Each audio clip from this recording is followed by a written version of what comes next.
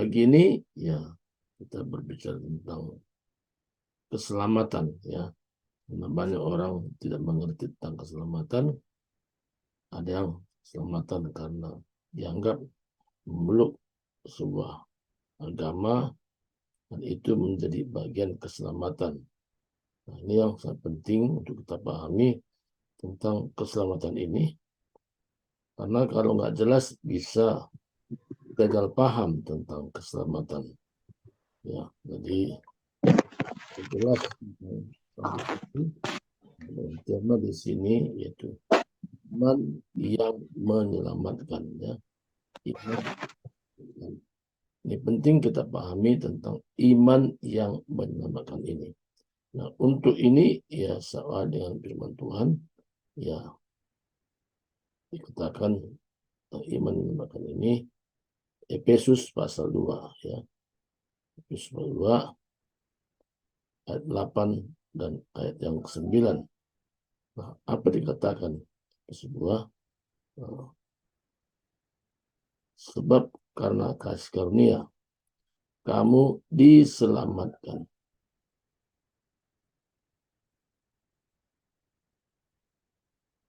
oleh iman, itu bukan hasil usahamu tetapi pemberian Allah. 9, itu bukan hasil pekerjaanmu, jangan ada orang yang memegahkan diri. Saya baca sekali lagi.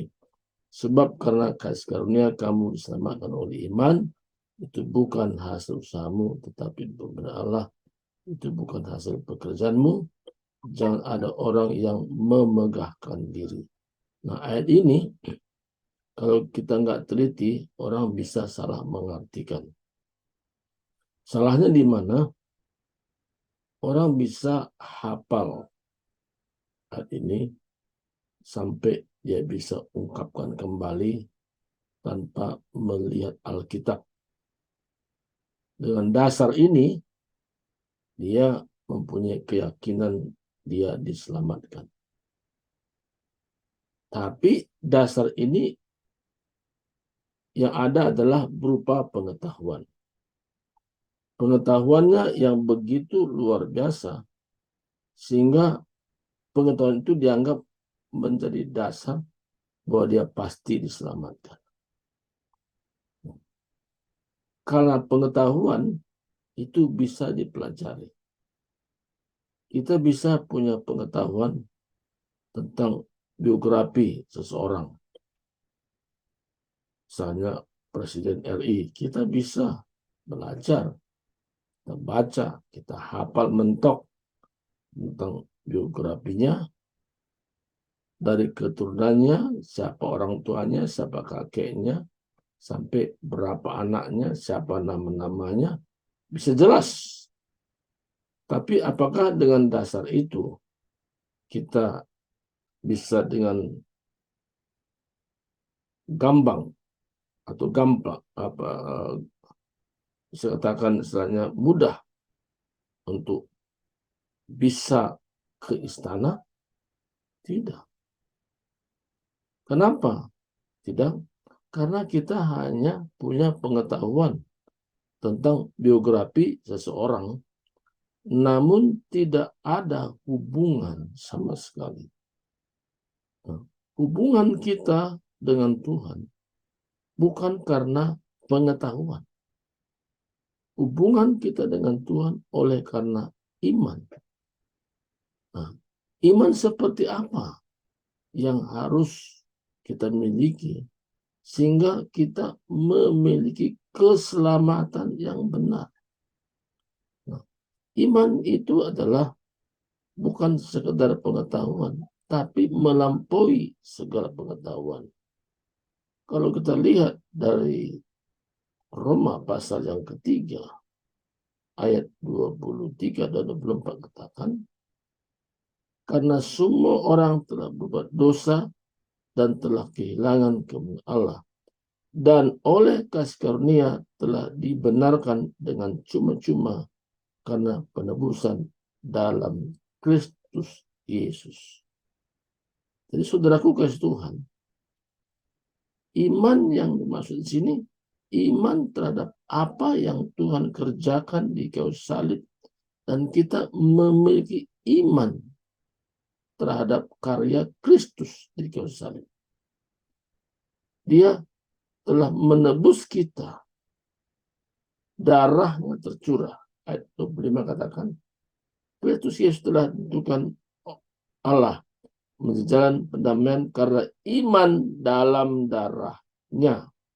Hal ini dibuatnya untuk menunjukkan keadilannya karena ia telah membiarkan dosa-dosa yang telah terjadi dahulu pada masa kesabarannya. Iman dalam darahnya. Bukan iman berdasarkan karena pengetahuan yang segudang. Tapi iman dalam darahnya itulah menjadi acuan bahwa kita telah diselamatkan.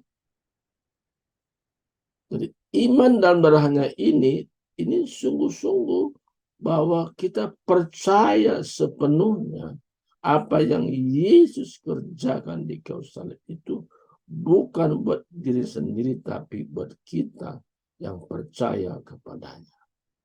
Kita yang percaya tentang karya Yesus di kayu salib.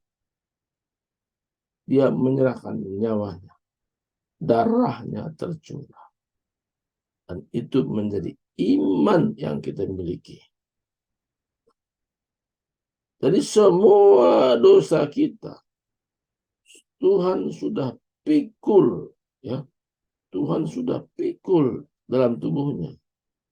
Nah, jadi Tuhan sudah memikul dosa kita dalam tubuhnya, sehingga iman kita bahwa kita dibenarkan dengan cuma-cuma karena penebusan itu. 1 Petrus pasal 2 ayat 20 katakan, ia sendiri telah memikul dosa kita dalam tubuhnya. Yesus sendiri telah memikul dosa kita dalam tubuhnya. Supaya kita yang telah mati dosa hidup untuk kebenaran, oleh pikirnya kamu telah sembuh. Jadi ada kuasa.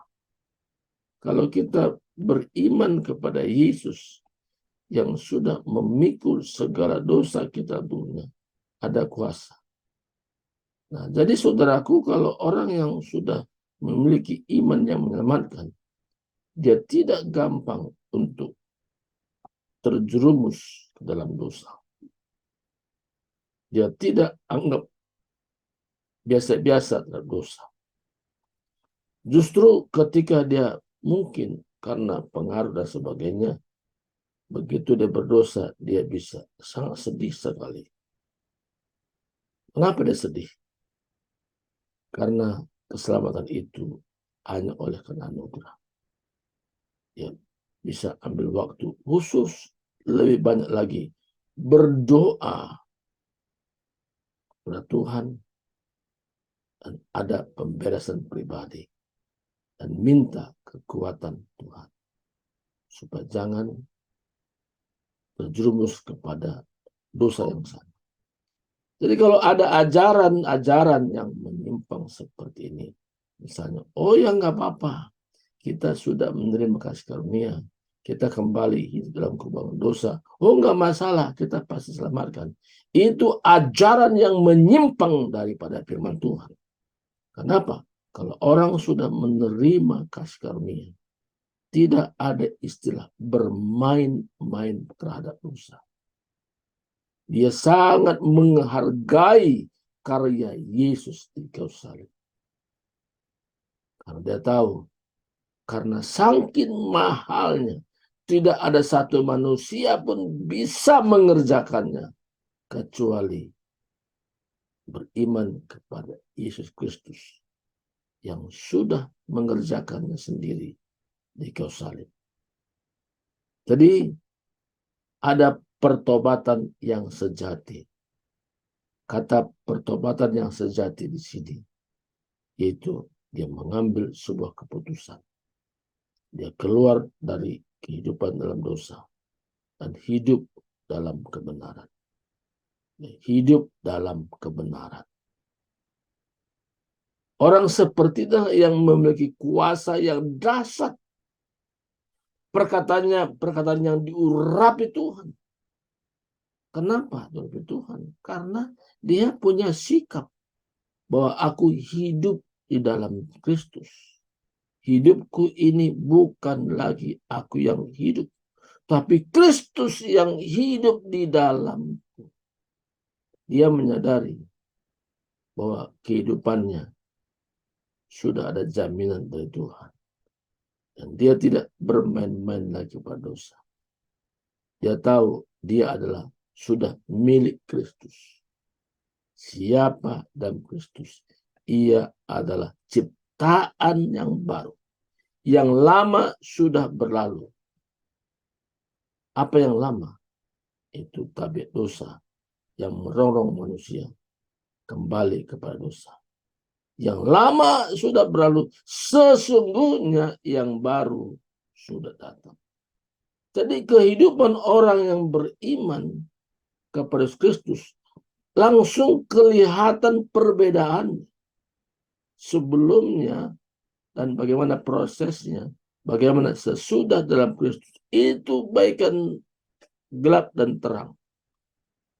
Karena kita sudah tebus dengan darah yang mahal. Kita sudah dipindahkan dari kehidupan yang lama masuk pada kehidupan yang baru.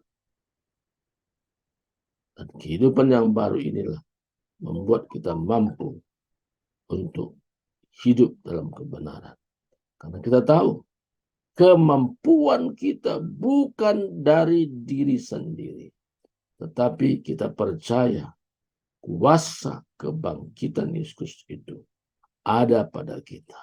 Kita sudah menyatu dengan Yesus sehingga kita tidak mudah tergoda kepada dosa. Dan ada dalam alam pikiran kita bukan lagi untuk berpikir buat dosa, tapi bagaimana proyek Tuhan ke depan. Apa yang Tuhan mau kerjakan melalui saya.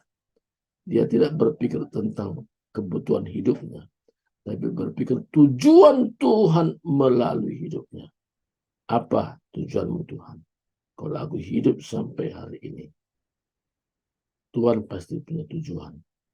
Tujuan inilah yang menjadi misinya ke Tuhan ke depan yang dia genapi. Misi Tuhan yang luar biasa itu yang dia kerjakan. Sehingga kehidupannya menjadi berkat. Buat lingkungan di mana dia ada. Buat keluarga. Buat siapa saja sekitarnya. Dia menjadi orang-orang yang berpengaruh untuk mempengaruhi orang lain. Kenapa? Karena ada kekuatan Tuhan yang melimpah dalam kehidupannya. Dia mampu, dia sanggup. Bukan dari dirinya, tapi dari Tuhan sendiri. Membuat dia mampu menjadi saksi Tuhan yang hidup.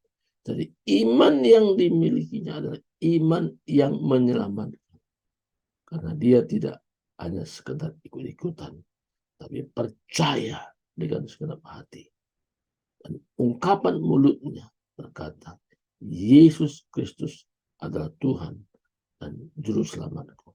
Jadi hari ini, kalau itu menjadi keputusan kita, inilah namanya iman yang sejati. Iman yang menyelamatkan. Tidak ada lagi istilah bermain-main terhadap dosa. Karena ada ajaran yang menyimpang saat ini. Dia bilang pernikahan itu hanya di dunia saja. Mau 2, 3 istri tidak apa-apa. Ini ajaran yang sangat menyimpang. Atau menyesatkan banyak orang. Ajaran yang benar itu menghargai karya Kristus di kayu salib. Ketika menghargai, ada kuasa Tuhan. Bersama-sama orang percaya. Walaupun dalam kelompok minoritas katakan, tapi dia menjadi panutan, menjadi berkat. Perkataannya bagaikan garam, hidupnya bagaikan terang. Dibaca oleh setiap orang, buat tampil beda di tengah-tengah dunia ini. Inilah firman Tuhan yang singkat hari ini disampaikan. Mari kita berdoa. Terima kasih Tuhan.